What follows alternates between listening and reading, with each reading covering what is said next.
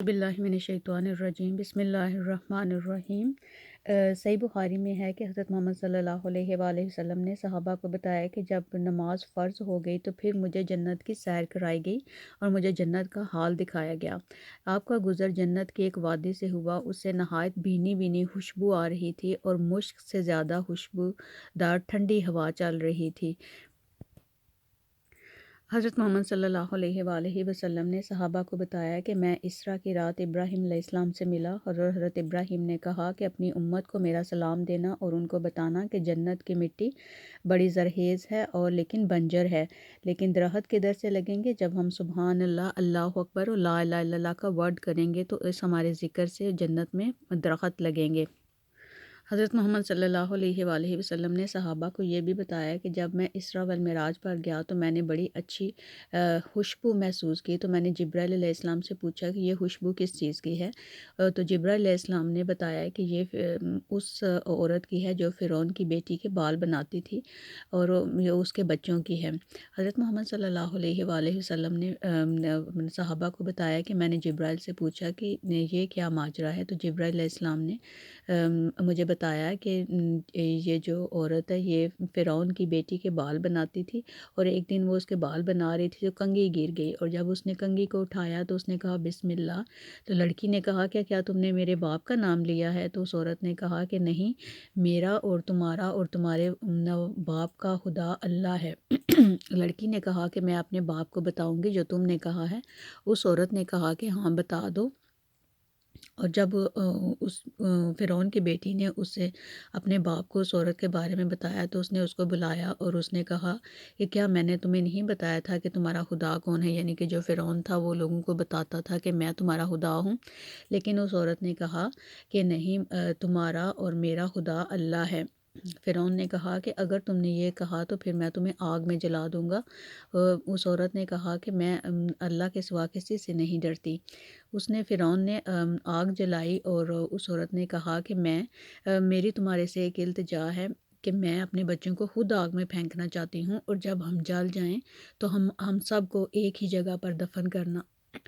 फ़िरौन ने उस औरत की बात मान ली और जब उसने अपने सारे बच्चों को आग में फेंक दिया, जो जो छोटा बच्चा था उसको उसका फेंकने को दिल नहीं किया था, तो वो जो बच्चा था फिर वो बोला था और उसने कहा कि मुझे आग में फेंक दें क्योंकि इस दुनिया की सज़ा जो है वो आगे की सज़ा से बहुत कम है।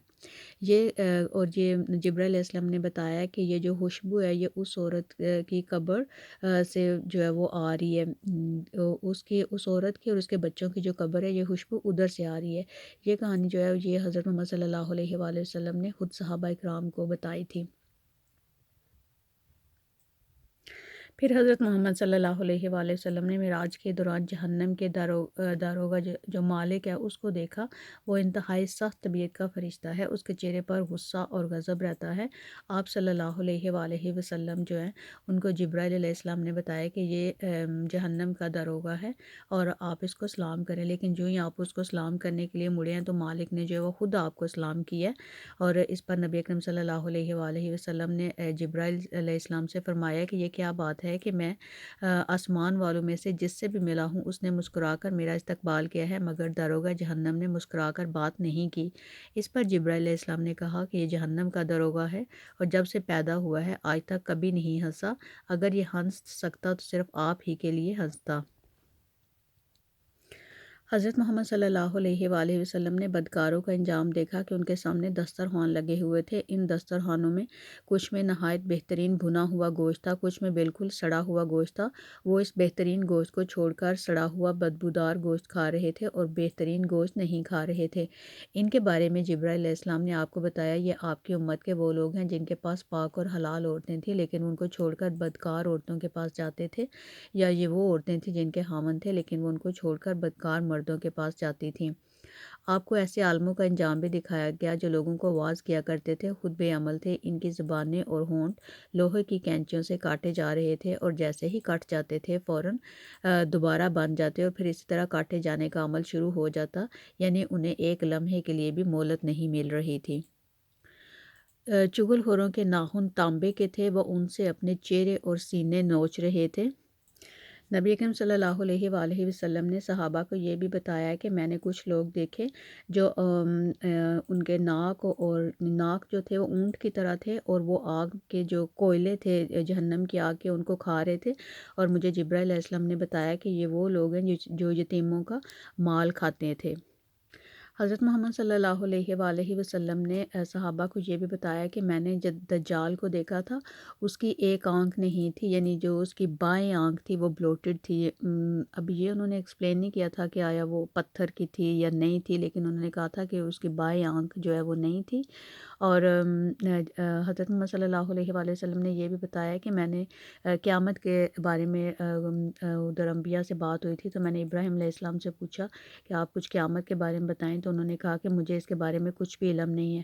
پھر موسیٰ علیہ السلام سے پوچھا تو حضرت موسیٰ جو ہیں وہ بھی کہتے ہیں کہ مجھے اس کے بارے میں کچھ علم نہیں ہے۔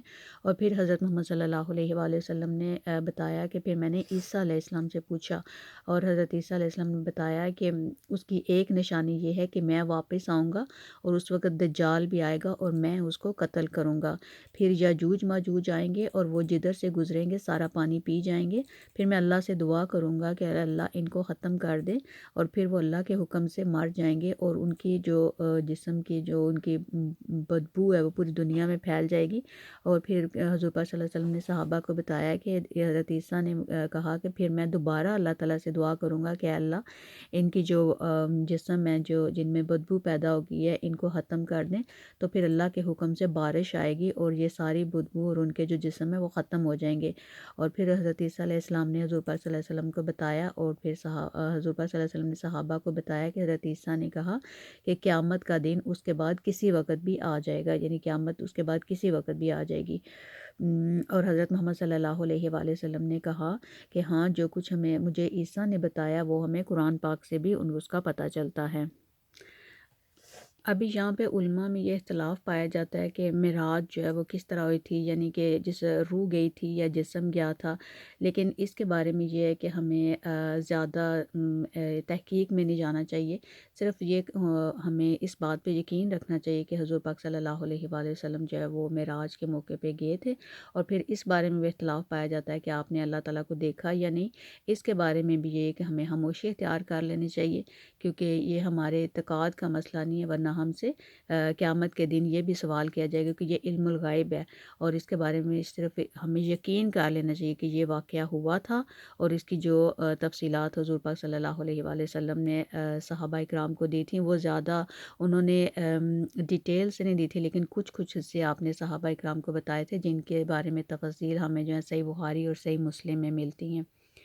اور اس کے بعد جو ہے آپ پھر ابھی نیچے جو ہے مسجد اقصیٰ میں آئیں گے، اور پھر ادھر سے جو ہے مکہ شریف جو ہے وہ واپس جائیں گے۔ اس کو انشاءاللہ تعالی نیکسٹ ٹائم جو ہے وہ ہم دیکھیں گے کہ کیسے پھر آپ مسجد اقصیٰ سے مکہ شریف کی ہیں، اور پھر آگے جو کچھ حالات ہوئے ان کے بارے میں۔ السلام علیکم ورحمۃ اللہ وبرکاتہ۔